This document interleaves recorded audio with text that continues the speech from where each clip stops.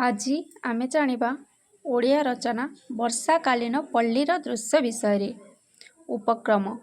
ଗ୍ରୀଷ୍ମର ପ୍ରକୋପ ପରେ ପରେ ଧରାପୃଷ୍ଠକୁ ମାଡ଼ି ଆସେ ବର୍ଷା ଋତୁ। ବର୍ଷା ଋତୁର ଆଗମନରେ ପଲ୍ଲୀ ଭୂମି ହୁଏ ସିକ୍ତ। ଶସ୍ୟ ଶ୍ୟାମଳରେ ପରିପୂର୍ଣ୍ଣ ହୋଇ ପ୍ରାକୃତିକ ଶୋଭାରେ ବିମଣ୍ଡିତ ହୁଏ ଧରଣୀ ବକ୍ଷ। ସବୁଆଡ଼େ ସବୁଜିମାର ମହକ ଅନୁଭୂତ ହୁଏ। ସମସ୍ତଙ୍କ ମନରେ ଆନନ୍ଦର ଢେଉ ଖେଳିଯାଏ। ସତେ ଯେପରି ବର୍ଷାର ଆଗମନ ସମସ୍ତଙ୍କ ମନରେ ଭରିଦିଏ ଆନନ୍ଦ। ବର୍ଷାକାଳୀନ ଆକାଶ। ବର୍ଷା ଋତୁ ଆସିବା କ୍ଷଣି ଆକାଶରେ ସ୍ତର ସ୍ତର ହୋଇ ମେଘଗୁଡ଼ିକ ଦେଖାଯାଏ। ପ୍ରବଳ ବର୍ଷାରେ ପଲ୍ଲୀଭୂମି ହୁଏ ଶସ୍ୟ ଶ୍ୟାମଳାରେ ପୂର୍ଣ୍ଣ। ଆକାଶରେ ଖୁବ୍ କମ୍ ସୂର୍ଯ୍ୟଙ୍କର କିରଣ ଦେଖାଯାଏ। ସଦାସର୍ବଦା ମେଘ ଦ୍ୱାରା ଆକାଶ ଢାଙ୍କି ହୋଇଥାଏ। ବିଜୁଳି ଘଡ଼ଘଡ଼ିରେ ଧରାପୃଷ୍ଠ ହୁଏ ନିନାଦିତ। ବର୍ଷା ହୋଇ ସୂର୍ଯ୍ୟ ଉଦୟ ହେଲେ ବିପରୀତ ଦିଗରେ ସପ୍ତରଙ୍ଗ ବିଶିଷ୍ଟ ଇନ୍ଦ୍ରଧନୁ ଆକାଶରେ ଶୋଭା ପାଏ। କଲରବ କରି ପକ୍ଷୀଦଳ ଆକାଶରେ ଉଡ଼ି ଯାଉଥିବାର ଦୃଶ୍ୟ ଅତ୍ୟନ୍ତ ମନମୁଗ୍ଧକର।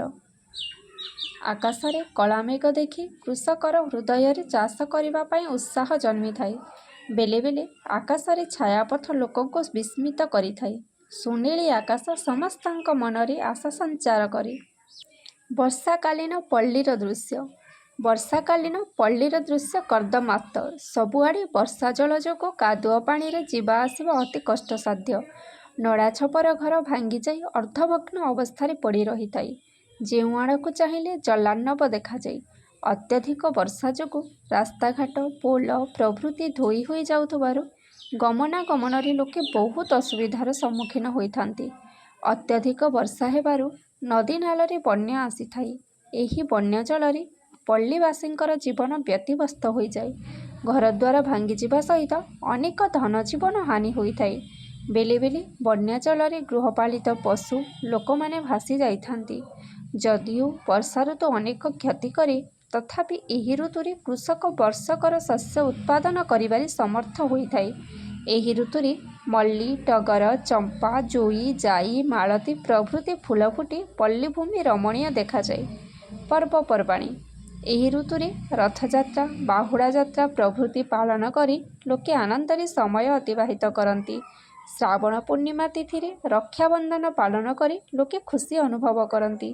ଏହି ଋତୁରେ ଶୈବମାନେ ବିଭିନ୍ନ ଶିବ ମନ୍ଦିରରେ ମହାଦେବଙ୍କୁ ଜଳାଭିଷେକ କରନ୍ତି। ଶେଷ କଥା। ବର୍ଷା ଋତୁ ପଲ୍ଲୀବାସୀଙ୍କ ପାଇଁ ଉଭୟ ସୁଖ ଓ ଦୁଃଖ ପ୍ରଦାନ କରିଥାଏ। କଥାରେ ଅଛି, ଜଳ ବିହୁଳେ ସୃଷ୍ଟିନାଶ, ଜଳ ବିହୁନେ ସୃଷ୍ଟିନାଶ।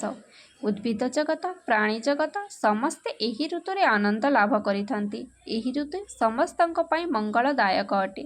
ଧନ୍ୟବାଦ।